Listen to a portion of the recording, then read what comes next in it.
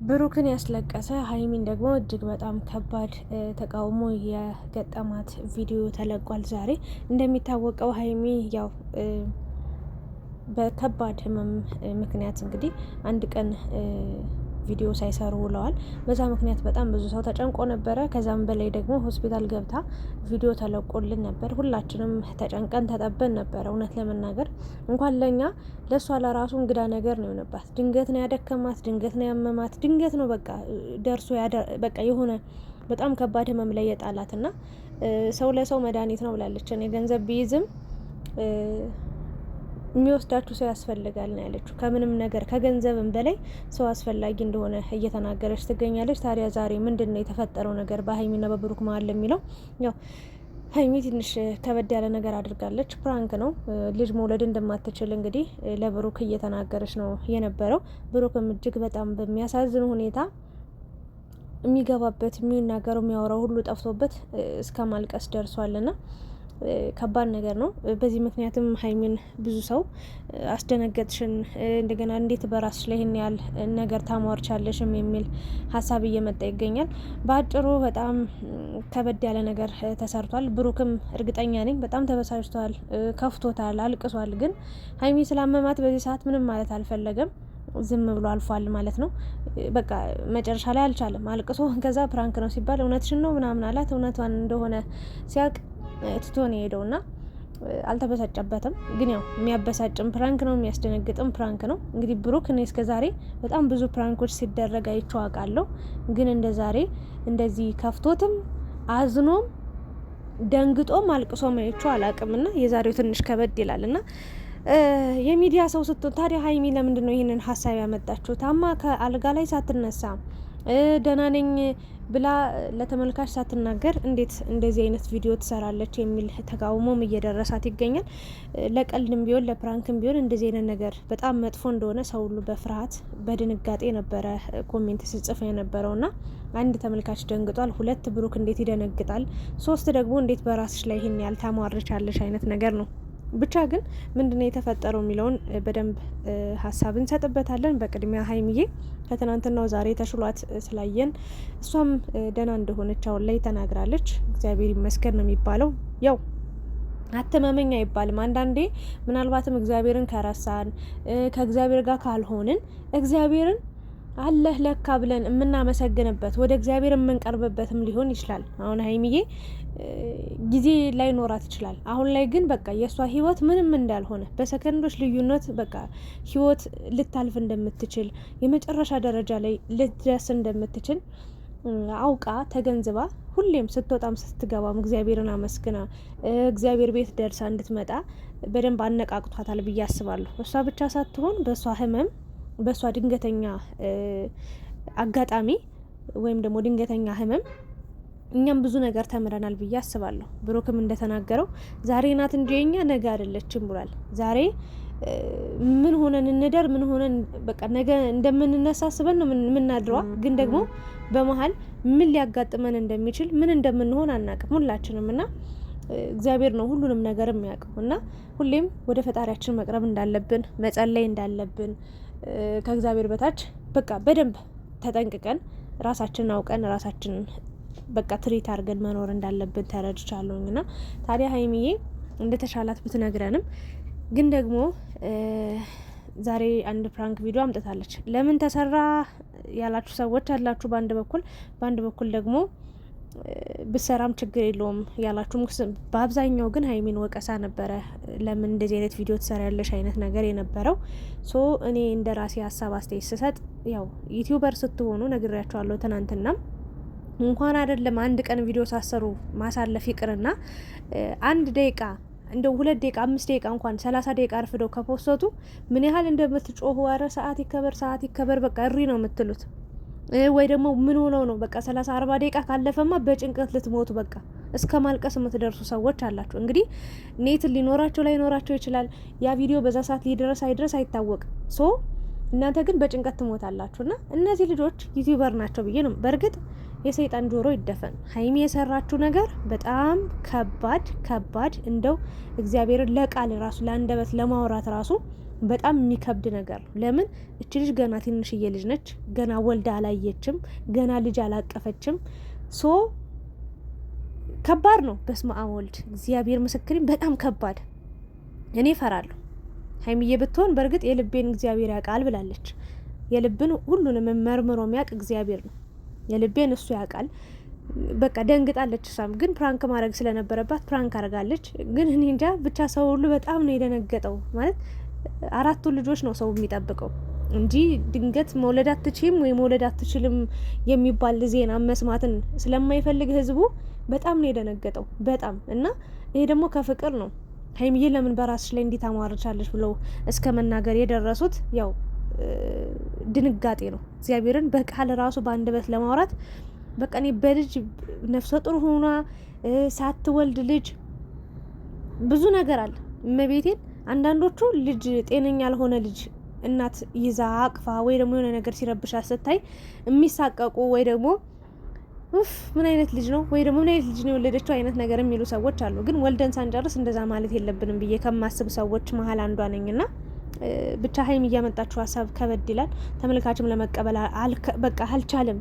ብሩክም እስከ ማልቀስ ደርሷል። አይታችሁት ከሆነ በጣም ከባድ ጊዜ ነው ያሳለፈውና ሀይሚም ለራሷ ፈርታ ነበር፣ ግን አድርገዋለች።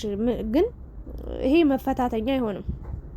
በእርግጥ በህይወታችን ላይ ባልና ሚስት ሆነው ወይ ደግሞ ፍቅር ሲጀምሩ እሷ የእሱን ሀዘንም ደስታውንም ልትካፈል ልትጋራ፣ ቢያጣ ቢያገኝ፣ እግሩ ቢቆረጥ እግሯ ቢቆረጥ፣ እጇ የሆነ አካሏ ቢጠፋ አካሉ ቢጎዳ አለውልህ በማጣትህም በማግኘትህም ቃል ተገባብተው ነው እንግዲህ አብሮ አንድ የሚሆኑትና በህይወታችን ነው ይሄ ነገርም ሊያጋጥምም ይችላል።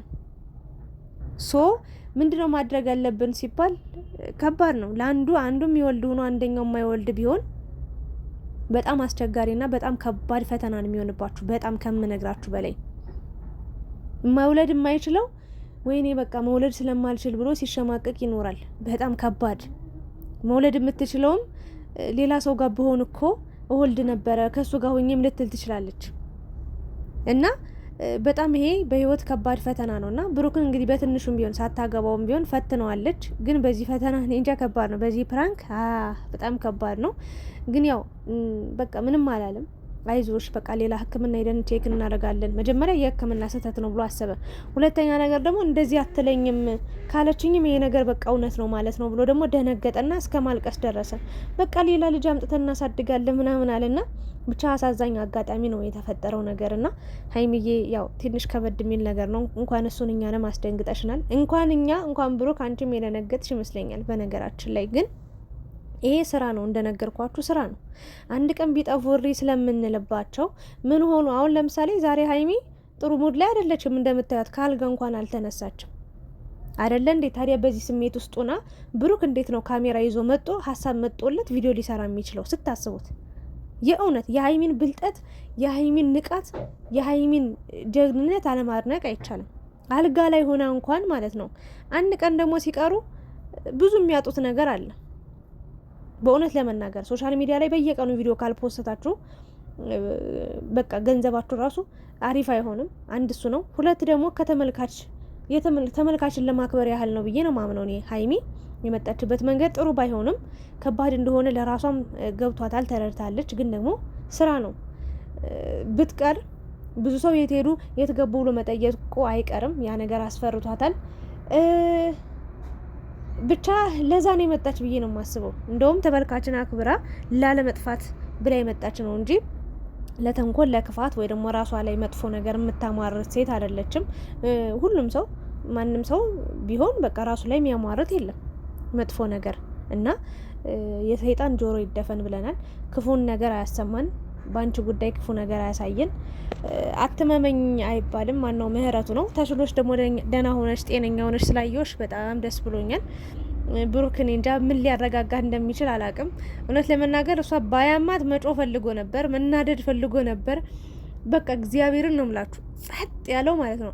ዋጥ አድርጎት የሄደው በቃ እንዳመማት ስለተረዳ ነው፣ እንዳመማት ስላወቀ ነው። እና በዚህ ልፈት ነው ብዬ ያው ባቴ ጥሩ ነበረ ቅመማ። ለምን በእርግጥ ያው ከዚህ በፊትም በብዙ ነገር ስለተፈታተናችሁ ይሄ ጉዳይ የእውነት ለመናገር ያው የሁሉም ሰው ችግር ባይሆንም ግን አንዳንድ ትዳር ላይ የሚያጋጥም ነገር ነው እና አንዱ መውለድ ሲችል አንደኛው መውለድ የማይችል ከሆነ ጥሎ የመሄድ ነገር አለ፣ ሌላ የመፈለግ ነገር አለ።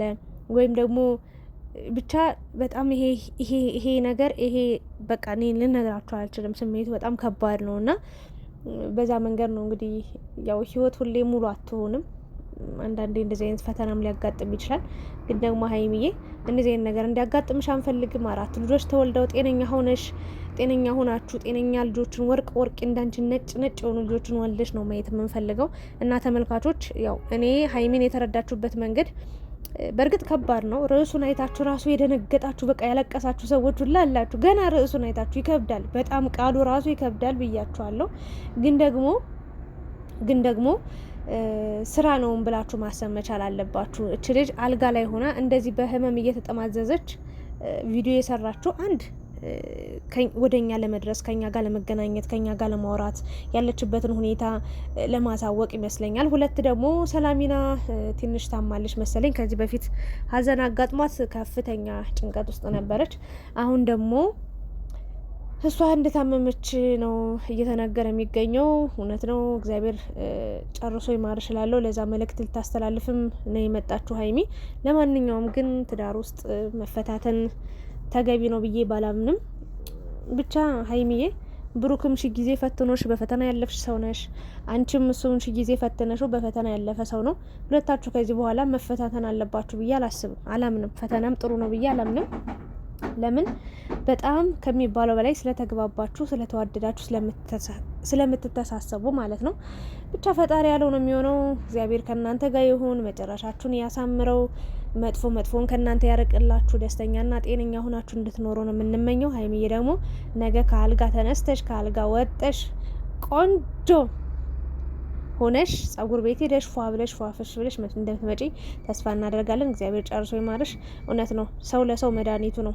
ያለ ሰው የትም አንደርስም። የትም እዚህ ምድር ላይ ስትኖሩ በቃ አንዱ ለአንዱ በጣም አስፈላጊ ነው። የፈለገ መጥፎ ብትሆን በቃ ሰው ለሰው አስፈላጊ ነው፣ መድኃኒቱ ነው ባጭሩ። አሁን ለምሳሌ አንድ ሰው ፌንት ቢበላ እዚህ ጋር በቃ ራሱን ስቶ በቃ በ5 ሰከንድ በ5 ደቂቃ ልዩነት እንኳን ህይወታቸው የሚያልፍ ሰዎች አሉ አይደል እንዴ? ሰው ቀድሞ ካልደረሰላቸው አለው ብሎ ወደ ሕክምና ካላደረሳቸው እነሱ ምንድነው የሚሆን? ህይወታቸው ማለፍ ነው የሚሆነው። በመድረስ ባለባቸው ሰዓት ሳይደርሱ ቀርተው ብዙዎቹ ህይወታቸውን አጥተው እያየን እንገኛለን። ለማንኛውም ከብር በላይ ሰው አስፈላጊ እንደሆነ በሀይሚ ተረድቻለሁ። ትልቅ መልእክት ነው ያስተላለፍሽው የኔ ቅመም፣ የኔ ውድ እና ክፉ አይንካችሁ። በዚህ ፈተና አትለፉ። በቃ በህይወት ያው ብዙ ፈተና አለ፣ ግን እግዚአብሔር እንደው ከፈተና ሁሉ ይጠብቀን፣ እንደው ከመፈተን ይጠብቀን ነው የምለው። እናንተስ ምን ተሰማችሁና? አትፍረዱባት ወይም ደግሞ አትናደዱባት በሀይሚ ነው የምለው። ብሩክም ያው ስትረጋጋ ስሜትን ማየት እንፈልጋለን። ከባድ ነገር እንደሆነ እናውቃለን፣ ግን ደግሞ በዚህም ጉዳይ በደስታ ነው ያለፍከው። ሀይሚ ደስ ብሏታል። አንተ ስላለኝ ከጎን በቃ እኔ እንጃ ደስተኛ ሆና ነው እየተናገረች የነበረው። ብቻ ትንሽ ከበድል ነበር። ተመልካቾቼ እስካሁን የነበረኝ ሀሳብ አስተያየት ይህንን ይመስል ነበር። ላይክ፣ ሼር፣ ሰብስክራይብ እያደረጋችሁ ሀሳብ አስተያየታችሁንም እናንተ ምስኪኔ ኮሜንት ላይ አስቀምጡ። ምን ተሰማችሁ በዛሬው ቪዲዮ? እኔ ጨርሻለሁኝ። ላይክ፣ ሼር፣ ሰብስክራይብ እያደረጋችሁ ውጡ። አመሰግናለሁ።